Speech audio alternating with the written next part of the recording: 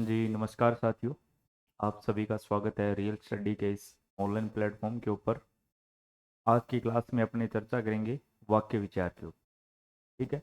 वर्ण विचार अपने पढ़ चुके हैं। उसके बाद हमने शब्द विचार को पूर्ण कर लिया है। उसके बाद शब्द निर्माण की जो इकाइयाँ थी, जैसे कि आपका संधि टॉपिक हो गया, समास, उपसर्ग, प्रत्यय, ये भी अपनों ने पढ़ लिए हैं। इसके बाद में अपनों ने काल को पढ़ लिया है। आज की क्लास में अपने चर्चा करेंगे वाक्य विचार के ऊपर, क्योंकि जो आपकी रीट भर्ती की परीक्षा है उसके अंदर हिंदी विषय का जो सिलेबस है उसके अंदर तीन आपके महत्वपूर्ण टॉपिक है: वर्ण विचार, शब्द विचार और वाक्य विचार, जिनके अंदर अपने बात कर सकते हैं एक प्रकार से पूरी व्याकरण क्या है समाहित हो जाती है। तो आज की क्लास में अपने चर्चा करेंगे वाक्य विचार के ऊपर। तो जब अपनों ने वर्ण विचार पढ़ा था तब मैंने आपको बताया था, अगर अपनी भाषा की बात करें तो भाषा के आधार पर मुख्य रूप से भाषा की तीन इकाइयां हैं: वर्ण, शब्द और वाक्य। और हमने पढ़ा था कि भाषा की जो सबसे छोटी इकाई वो क्या है, वर्ण है। उसके बाद वर्णों के सार्थक मेल से किसका निर्माण होता है, शब्द का निर्माण होता है। उसी प्रकार शब्दों के सार्थक समूह से किसका निर्माण होता है, वाक्य का निर्माण होता है। इसका निर्माण होता है, वाक्य का निर्माण होता है। तो आज का हमारा टॉपिक है वाक्य विचार। सबसे पहले भाषा के अगर तीन अंगों की अपन बात करें, भाषा के मुख्य अपन के अपने तीन अंगों की बात करें, कौन कौन से हैं? वर्ण, शब्द और वाक्य। सार्थक वर्णों के मेल से शब्द बनेगा, शब्दों के सार्थक मेल से इसका निर्माण होगा भी, वाक्य का निर्माण होगा। और मैंने आपको बताया था यदि अर्थ के आधार पर आपसे पूछे, यदि आपसे पूछे अर्थ के आधार पर भाषा की सबसे छोटी इकाई, तब हमारा उत्तर क्या हो जाएगा अभी, शब्द हो जाएगा। और यदि अर्थ के आधार पर सबसे बड़ी इकाई पूछ ले, अर्थ के आधार पर सबसे बड़ी पूछ ले, तो वो क्या हो जाएगा हमारा वाक्य। ठीक है। वाक्य क्या होता है अभी, चलिए। शब्द क्या होते हैं अभी, शब्द बनते हैं वर्णों के सार्थक मेल से। शब्दों का निर्माण किससे होता है, शब्द बनता है वर्णों के सार्थक मेल से। ठीक है। उसी प्रकार से वाक्य का निर्माण किससे होगा, शब्दों का सार्थक समूह बोल दो या फिर व्यवस्थित समूह बोल दो। अब एक बात ध्यान रखनी है आपको, सार्थक शब्द नहीं करना है। तो ये मत कर देना भी सार्थक शब्दों का समूह क्या कहलाएगा, वाक्य कहलाएगा, क्योंकि शब्द क्या है निरर्थक नहीं होते हैं। भाषा हमेशा सार्थक को ही महत्व देगी। ठीक है। भाषा के अंदर अधिकांशतः अपने जितने भी शब्दों का प्रयोग करेंगे ना भाषा के अंदर, वो सार्थक ही होंगे। इसलिए जो शब्द हैं उनका क्या है, अपने आप में कुछ ना कुछ क्या होता है, अर्थ होता है। तो शब्दों का सार्थक समूह है या फिर शब्दों का समूह है ही क्या कहलाएगा, हमारा वाक्य कहलाएगा। अब आज की क्लास में हमने बात करेंगे वाक्य विचार के ऊपर। वाक्य के अंग कौन कौन से हैं, वाक्य के प्रकार कितने हैं, इनके ऊपर। तो सबसे पहले ये जो कुछ वन लाइनर आपके प्रश्न बनते हैं भाषा की, यदि अर्थ के आधार पर पूछे, मुख्य रूप से तीन इकाइयां हैं: वर्ण, शब्द और वाक्य। अर्थ के आधार पर मुख्य दो इकाइयां हैं: शब्द जो कि भाषा की सबसे छोटी इकाई है, और अर्थ के आधार पर सबसे बड़ी इकाई क्या कहलाएगी, हमारी वाक्य। और वैसे भी अगर अपने बात करें भाषा की जो सबसे बड़ी इकाई या प्रधान इकाई जो अपने आप में क्या है पूर्ण रूप से स्वतंत्र हो, वाक्य क्या क्या होता है हमेशा, वाक्य हमेशा एक तो क्या होगा, पूर्ण होगा, इसके साथ साथ क्या होगा, ये स्वतंत्र अर्थ प्रदान करेगा। क्या है, स्वतंत्र अर्थ क्या है, प्रदान करता है। और अपने भाषा के माध्यम से जितने भी विचारों का आदान प्रदान करेंगे ना, वो वाक्य के माध्यम से ही करेंगे। शब्द हमेशा सार्थक होगा, शब्द क्या है, हमेशा सार्थक होगा, उसका कुछ ना कुछ अर्थ जरूर होगा।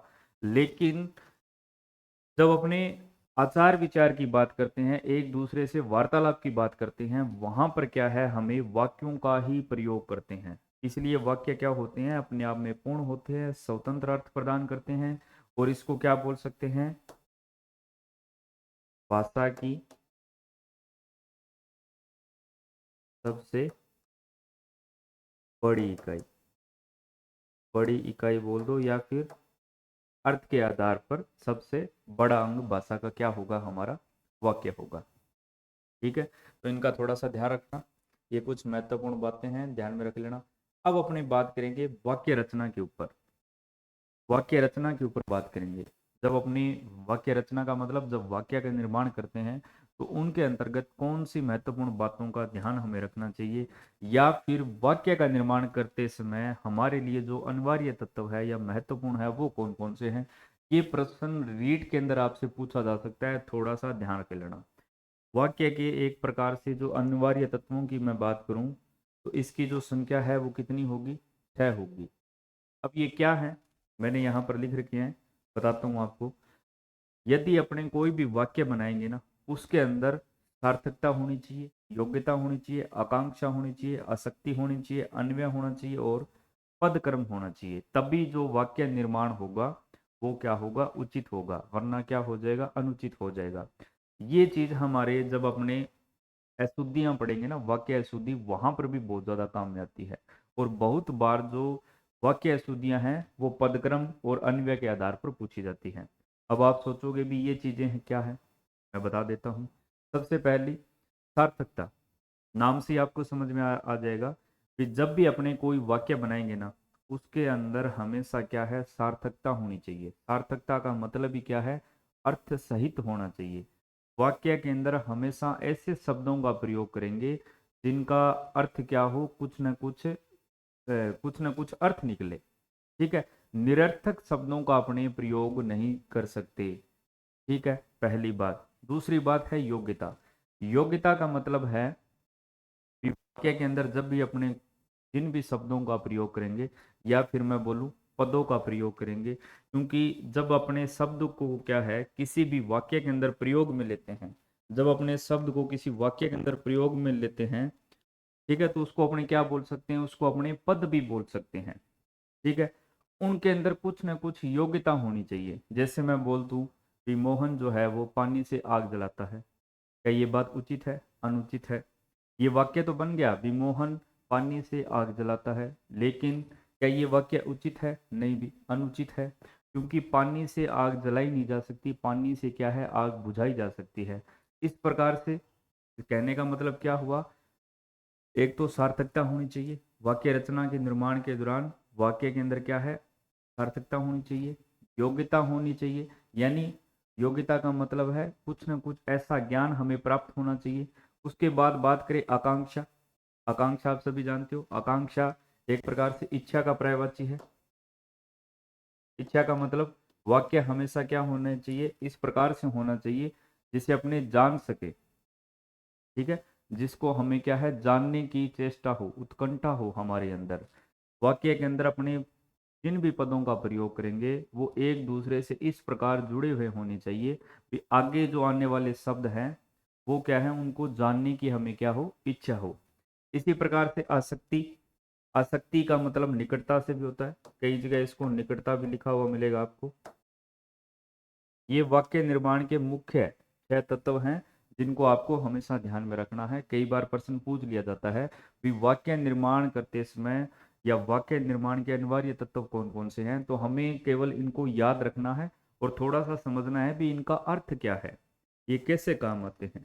तो एक एक लाइन की बात है कि सार्थकता, वाक्य जब भी अपने बनाएंगे तो उसके अंदर कुछ ना कुछ अर्थ होना चाहिए, योग्यता होनी चाहिए, आकांक्षा होनी चाहिए, यानी कि ऐसा होना चाहिए वाक्य जिसको हमें जानने की इच्छा हो। उसके अंदर आसक्ति यानी कि निकटता होनी चाहिए। अब निकटता का तात्पर्य क्या है, जैसे मैं लिख दूं भी राम पढ़ता है, क्या मैं इस प्रकार से लिखूंगा ये वाक्य उचित है, या ऐसे मैं बोल दूं राम आज बोलूं, पढ़ता है कल बोल दूं, क्या ये उचित होगा, नहीं, अनुचित होगा। निकटता का मतलब क्या है, ये जो पद जो मैं लिख रहा हूं इनके अंदर क्या है, आपस के अंदर निकटता होनी चाहिए, ये गलत है। मैं इसको इस प्रकार से लिखता हूं, राम पढ़ता है, आप भी जब अपनी कॉपियों के अंदर नोट्स वगैरह बनाते हो तो वहां पर ऐसे लिखते हो राम पढ़ता है, ऐसे बीच के अंदर खाली स्थान देते हो? कोई नहीं देता है। ध्यान रखने वाली बात है भी हमेशा क्या होनी चाहिए, निकटता होनी चाहिए। इसी को बोलते हैं आसक्ति बोल दो या निकटता बोल दो, एक ही बात है। इसके बाद मैं बात करूं अन्वय।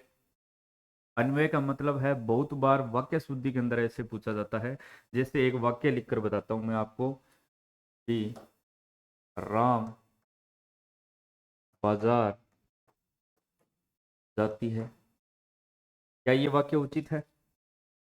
अब यहां पर जब अपने वाक्य पढ़ेंगे, क्योंकि वाक्य के अंदर जाना क्या है, क्रिया है। जानने वाला व्यक्ति कौन है, राम है। अब राम आप बताइए राम क्या है भी, राम तो पुल्लिंग है। राम क्या है, राम तो पुल्लिंग है। और जाना क्रिया जो है वो किसके अनुसार आएगी, मुख्य कर्ता के अनुसार आएगी। यहाँ पर राम यदि आपका कर्ता पुल्लिंग है तो क्रिया भी क्या है, पुल्लिंग होनी चाहिए। यानी क्रिया के जो लिंग है, वचन है, इसके अंदर किसी भी वाक्य के अंदर प्रयोग में आने वाले कारक है वो बिल्कुल क्या है, उचित क्रम में होनी चाहिए। जैसे मैं लिख दूं सीता, सीता बाजार जाता है, तो ये क्या उचित होगा, क्योंकि अब जाने का काम कौन कर रही है, सीता कर रही है। सीता क्या है, वाक्य की मुख्य कर्ता है। ठीक है, ये स्त्रीलिंग है तो क्रिया भी क्या आनी चाहिए, स्त्रीलिंग आनी चाहिए। इसलिए यहाँ पर क्या आएगा, सीता बाजार जाती है। ठीक है, यहाँ पर क्या आएगा, राम बाजार जाता है। इस प्रकार से इसको क्या बोलते हैं, अपने अन्वय बोलते हैं। और बहुत बार वाक्य शुद्धि के अंदर पूछा जाता है भी दिए गए प्रयुक्त वाक्य के अंदर अशुद्धि किस प्रकार की है, सर्वनाम संबंधी अशुद्धि है या फिर आपकी अन्वय संबंधी अशुद्धि है। तो इस प्रकार से वहां पर काफी बार प्रश्न पूछा जाता है अन्वय का। तो इसका आपको ध्यान रखना है भी जब भी अपने कोई भी वाक्य बनाएंगे उसके अंदर कर्ता कौन सा है, उसी के अनुरूप क्या है, क्रिया के रूप में परिवर्तन होता है, उसके लिंग में परिवर्तन होता है, वचन में परिवर्तन होता है।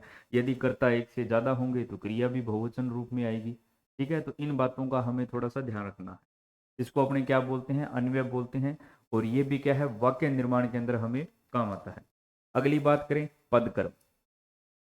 पदक्रम शब्द को ही अपने क्या बोलते हैं, जब किसी शब्द का अपने प्रयोग वाक्य में कर लेते हैं, यानी कोई भी शब्द जब वाक्य में प्रयोग कर लिया जाता है तो उसे ही अपने क्या बोलते हैं, तो उसे ही अपने क्या बोल सकते हैं, पद बोल सकते हैं। अब ऐसा क्यों, क्योंकि जब भी अपने किसी शब्द का प्रयोग वाक्य के अंदर कर लेते हैं तो वो व्याकरणिक नियमों के अंदर क्या है, बंध जाता है।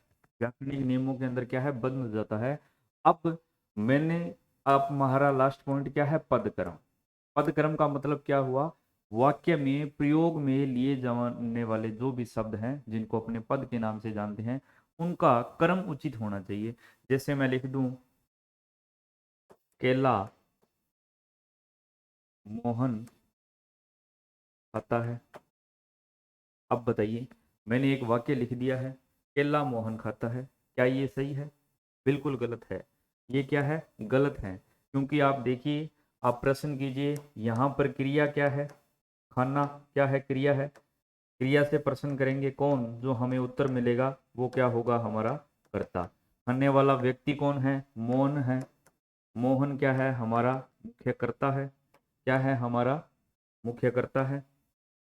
और जब भी अपने वाक्य बनाते हैं, आप सभी जानते हो, तो वाक्य के अंदर वाक्य की रचना किस प्रकार से की जाती है, सबसे पहले क्या आएगा, हमारा कर्ता, उसके बाद में कर्म, और सबसे अंतिम में क्या आती है, क्रिया।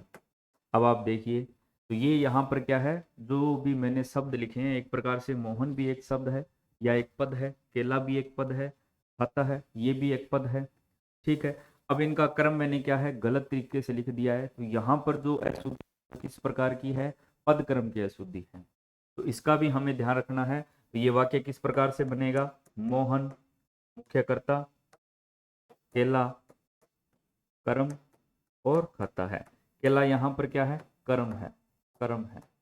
इस प्रकार से वाक्य रचना के जो अनिवार्य तत्व है वो कौन कौन से हैं? एक तो सार्थकता, उसके अंदर अर्थ होना चाहिए, जानने की योग्यता होनी चाहिए, आकांक्षा होनी चाहिए, उनके अंदर किसी भी वाक्य के अंदर प्रयोग में लिए जाने वाले जो पद हैं वो इस प्रकार से हों, फिर आगे आने वाला जो पद हो उसको जानने की हमारी क्या हो, इच्छा हो, आसक्ति यानी कि उनके बीच में निकटता होनी चाहिए, एकदम निकट निकट होने चाहिए पद। उसके बाद अन्वय होना चाहिए, यानी क्रिया के जो रूप में परिवर्तन होता है वो कर्ता के अनुसार होनी चाहिए, उसका प्रयोग जो है वो सही तरीके से होना चाहिए। उसके बाद में पद क्रम, यानी जो भी वाक्य निर्माण के अंदर अपने पदों का प्रयोग करेंगे उनका क्रम क्या है, बिल्कुल उचित होना चाहिए, अन्यथा हमारा वाक्य क्या हो जाएगा, गलत हो जाएगा। तो अब तक हमने क्या पढ़ दिया है, क्या पढ़ दिया है अभी? सबसे पहले वाक्य विचार की बात करें तो भाषा की एक प्रकार से सबसे बड़ी इकाई, मुख्य इकाई, जिसके माध्यम से अपने क्या है, अपने विचारों का आदान प्रदान एक दूसरे के साथ कर सकते हैं। अर्थ के आधार पर भाषा की सबसे बड़ी इकाई बोल सकते हैं। मुख्य इकाइयां तीन ही है, वर्ण है, शब्द है और वाक्य है। वर्णों के सार्थक मेल से शब्द बनता है। उसी प्रकार से जो ये शब्द है इनका सार्थक समूह है या व्यवस्थित समूह ही क्या कहलाता है, वाक्य कहलाता है। वाक्य क्या होता है, पूर्ण होता है, स्वतंत्र होता है, जिसके माध्यम से अपने अपने भावों की क्या है, अभिव्यक्ति कर सकते हैं। उसके बाद अपनों ने पढ़ा जब भी अपने वाक्य का निर्माण करते हैं तो उसके अंदर मुख्य रूप से हमें इन 6 बातों का ध्यान रखना है, सार्थकता, योग्यता, आकांक्षा, आसक्ति, जिसको निकटता भी बोल सकते हैं, कई जगह निकटता भी लिखा हुआ मिलेगा आपको, अन्वय और पदक्रम। ये जो 6 अनिवार्य तत्व हैं ये आपको याद होने चाहिए, इनमें से प्रश्न पूछा जाता है। ठीक है, अब अपनी आगे बात करेंगे भी, आगे अपनी बात करेंगे वाक्य के अंगों के ऊपर। आपने बहुत बार सुना होगा जब भी अपने वाक्य पढ़ते हैं तो इसके अंदर काफी बार पूछा जाता है उद्देश्य क्या है और विधेय क्या है। किसी भी वाक्य के मुख्य दो ही अंग होंगे, एक क्या होगा हमारा उद्देश्य और दूसरा विधेय। अब आपको देखने में लग रहा होगा भी ये क्या है, बहुत ही आसान है। जैसे मैं लिख दूं राम क्रिकेट खेलता है। अब इस वाक्य के अंदर मैं आपसे पूछूं विराम क्रिकेट खेलता है, इसके अंदर उद्देश्य कौन है और विधेय क्या है? हमेशा एक बात ध्यान में रखनी है, वाक्य का जो मुख्य कर्ता होगा वो हमेशा क्या होगा, उद्देश्य होगा, जिसके बारे में कुछ ना कुछ बात होगी।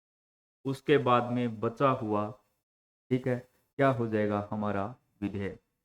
यानी कि इस वाक्य के अंदर उद्देश्य कौन है, इस वाक्य के अंदर मैं बात करूं उद्देश्य कौन है, तो राम जो वाक्य का क्या है, मुख्य करता है, यही क्या होगा हमारा उद्देश्य होगा।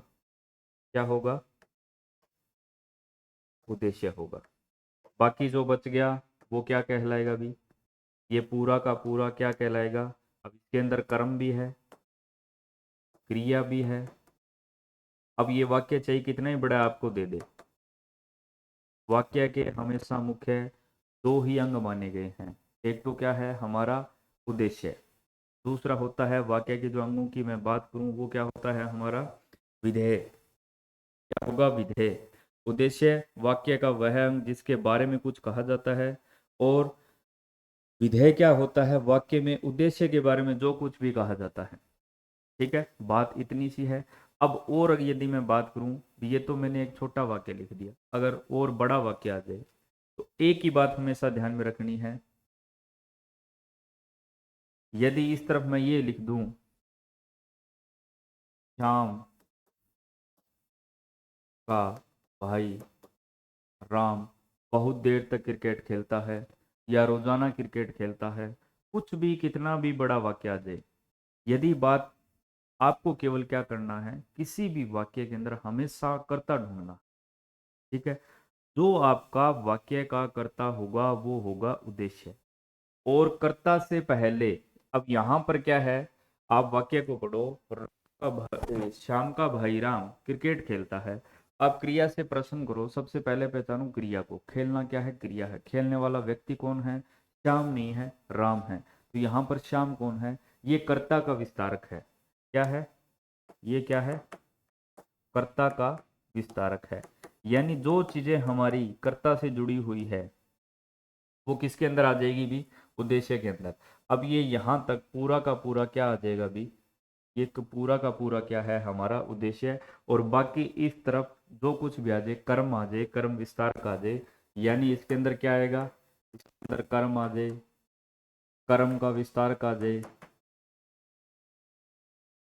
क्रिया आ जाए, क्रिया का विस्तारक यानी कि क्रिया विशेषण आ जाए, ये सभी की सभी किसके अंदर आ जाएगी भी, विधेय के अंदर। बाकी जो बच गया आपका कर्ता और कर्ता का विस्तारक, वो क्या होगा हमारा, कर्ता का विस्तारक और आपका मुख्य कर्ता, ये क्या है आपका उद्देश्य होगा। इसे अपनी किसके नाम से जानते हैं, ये वाक्य के मुख्य अंग होते हैं। ठीक है, जो आपका कर्ता होगा वो उद्देश्य होगा। अब कर्ता के संबंध में कर्ता का विस्तारक, जो कुछ भी आपको किसी भी वाक्य के अंदर कुछ भी बना कर दे दे, कर्ता का विस्तारक और कर्ता हमेशा उद्देश्य के अंदर आएगा। बाकी जितना भी वाक्य बचेगा, कर्म हो, कर्म विस्तारक हो, इसके बाद जितने भी कारक आए, कुछ भी आए, क्रिया आए, क्रिया विशेषण आए, वो सभी के सभी किसके अंदर चले जाएंगे, विधेय के अंदर। ये बात हमें क्या है, ध्यान रखनी है। अपनों ने वाक्य के जो निर्माण के तत्व है वो पढ़ लिए। वाक्य के अंग कौन से होते हैं, उद्देश्य और विधेय। बहुत ही आसान है, देखने में लगता है उद्देश्य और विधेय क्या है, उद्देश्य यानी वाक्य का कर्ता, बाकी जो बच गया आपका विधेय है। उसके बाद में बात करें वाक्य के प्रकार।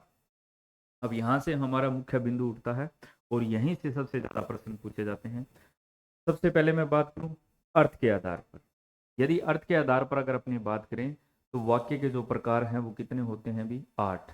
सबसे पहले तो आपकी इसकी संख्या याद रखनी है। कई बार आजकल संख्या भी पूछ ली जाती है, 6 है, 7 है, 8 है। हमें कितनी याद रखनी है, नई किताबों और एनसीईआरटी किताबों के अनुसार 8 आप याद रख लेना। उसके बाद यदि मैं बात करूं रचना के आधार पर 3, और क्रिया के आधार पर वाक्यों की अगर मैं बात करूंगा वो भी कितनी होगी, 3। क्रिया के आधार पर जो वाक्यों का निर्माण होता है उसे अपने वाच्य के रूप में अलग टॉपिक से भी क्या है पढ़ सकते हैं। एक प्रकार से ये भी क्या है, वाक्य रचना या फिर वाक्य के प्रकार ही है जो अपने पढ़ते हैं ना। पितृवाच्य पढ़ते हैं, कर्मवाच्य पढ़ते हैं, भाववाच्य पढ़ते हैं। वो जो वाक्य निर्माण है या वाक्य के प्रकार है वो क्रिया के आधार पर होते हैं। ठीक है, विक्रिया पर जो है वो प्रभाव किसका पड़ता है, इसे अपने वाच्य के अंदर पढ़ लेंगे। ठीक है, इसे अपने वाच्य के अंदर पढ़ लेंगे। यहाँ पर अपने 2 प्रकार पढ़ लेंगे, इसको मैं अलग से करवा दूंगा क्योंकि वाच्य में से काफी बार प्रश्न पूछा जाता है। भले आप रीट की तैयारी कर रहे हो, अच्छी बात है। अन्य जो भी प्रतियोगी परीक्षाएं हैं जैसे पटवारी हो गया, एसआई हो गया, वहां पर भी वाच्य में से काफी अच्छे अच्छे प्रश्न पूछे जाते हैं। टॉपिक ये जो वाक्य रचना है इसका ही है। ठीक है, तो वाक्य के जो प्रकार है वो 3 प्रकार से होते हैं, अर्थ के आधार पर, रचना के आधार पर और आपकी क्रिया के आधार पर। क्रिया के आधार पर मैं बात करूं पितृवाच्य, ये लिख तो लेते हैं, कौन से हो जाएंगे आपके, पितृवाच्य, कर्मवाच्य और आपका भाववाच्य। इसी प्रकार से रचना के आधार पर अगर मैं बात करूं तो सबसे पहले आपके सरल बोल दो या फिर साधारण, साधारण या फिर सरल। उसके बाद संयुक्त वाक्य और फिर आएंगे आपके मिश्र वाक्य, मिश्र वाक्य। ठीक है, यहाँ पर भी काफी अच्छे प्रश्न पूछे जाते हैं, साधारण वाक्य, संयुक्त वाक्य और मिश्र वाक्य। बहुत सारे बच्चे इनको रटते रहते हैं, रटने की आवश्यकता नहीं है। ठीक है, इसके बाद अर्थ के आधार पर, अर्थ के आधार पर यदि मैं बात करूं तो इसके कितने प्रकार हैं, 8 प्रकार हैं। एक एक उदाहरण के माध्यम से समझ लेंगे अपने। विधानवाचक, कोई भी जो वाक्य है अर्थ के आधार पर यदि आपसे वाक्य के प्रकार पूछेंगे, कितने प्रकार होंगे, 8 प्रकार। विधानवाचक, विधानवाचक जैसे ही मैं आप उदाहरण लिखूंगा आप अच्छे से समझ जाओगे। विधानवाचक सीधी सी बात है, कोई भी एक प्रकार से साधारण वाक्य, जैसे राधा पढ़ती है। ठीक है, राधा पढ़ती है, राधा भोजन बनाती है, खाना बनाती है, एक प्रकार से देखने में जो एकदम साधारण लगे, जहां पर एक कर्ता होगा, एक क्रिया होगी, विधानवाचक है। उसके बाद निषेधवाचक, निषेध का मतलब नकारात्मकता से है, जहां पर मनाही की बात आई। जैसे मैं बोल दूं राधा मत पढ़ो, ठीक है, या फिर राधा पढ़ती नहीं है, जहां पर भी आपको क्या है, नकारात्मकता का बोध हो, निषेधवाचक हो जाएंगे भी। ठीक है। आज्ञावाचक, किसी को आज्ञा देना, जैसे वो कुर्सी लेकर आओ, तुम जाओ पढ़ो। जैसे मैं बोल दूं राम जाकर पढ़ो, या फिर राम इनके पैर छुओ। किसी को आज्ञा देना आप सभी जानते हो। इच्छावाचक, जैसे मेरी इच्छा है आप सभी क्या है इस रीट भर्ती परीक्षा को क्या है पास करो, इच्छा है। इसी प्रकार से मैं बात करूं प्रश्नवाचक, ऐसे वाक्यों के अंदर आपको एक तो ये प्रश्नवाचक चिन्ह देखने को मिल जाएगा। आप क्या पढ़ते हो, आप कहाँ से आए हो, क्या आ जाए, क्यों आ जाए, प्रश्नवाचक चिन्ह देखने को मिलेगा। और क्या है, एक प्रकार से प्रश्न उत्पन्न हो। संदेहवाचक, जहां पर भी क्या है, जैसे मैं किसी व्यक्ति के लिए बोलूं राम शायद कल आएगा, ठीक है, शायद कल बारिश आ जाए, जहां पर भी क्या है संदेह उत्पन्न हो, क्रिया संपन्न होगी या फिर नहीं होगी, उसके अंदर क्या है संदेह उत्पन्न हो जाए, ऐसे वाक्य जहां पर शायद का प्रयोग देखने को मिल जाए, आपके किसके अंदर आ जाएंगे, संदेहवाचक के अंदर, जहां पर क्रिया के संपन्न होने की संभावना हो भी सकती है और नहीं भी हो सकती है। जैसे राम कल जयपुर जाएगा, शायद राम कल जयपुर जाए, शायद कल मोहन दिल्ली से वापस आ जाए। इस प्रकार के जो वाक्य है वो किसके अंदर आ जाएंगे, आपके संदेहवाचक के अंदर। संकेतवाचक, संकेतवाचक, यदि तुम पढ़ते तो पास हो जाते, यदि इस बार वर्षा अच्छी होती तो फसल बहुत बढ़िया निकलती। तो इस प्रकार से मैं क्या कर रहा हूँ, एक संकेत कर रहा हूँ। ऐसे वाक्य क्या है आप देखते ही पहचान जाओगे। और ये वाक्य एक प्रकार से बहुत ज्यादा आसान होते हैं, इसलिए कम पूछे जाते हैं। रीट भर्ती परीक्षा की मैं बात कर रहा हूँ। यदि मैं रीट भर्ती परीक्षा की बात करूं तो इन परीक्षाओं के अंदर ऐसे वाक्य काफी कम पूछे जाते हैं, क्योंकि ये बहुत ज्यादा आसान हो जाते हैं। लेकिन फिर भी एक आध प्रश्न हो सकता है आपको देखने को मिल जाए, लेकिन हमें प्रकार जो है वो जरूर ध्यान में रखने हैं, क्योंकि इनके अंदर वो आपको क्या है किस प्रकार से फंसाएगा। जैसे प्रश्न पूछ लिया, अर्थ के आधार पर वाक्य के प्रकार है, तीन नाम दे दिए, विधानवाचक, निषेधवाचक, आज्ञावाचक। जैसे एक प्रश्न बनाता हूं, अर्थ के आधार पर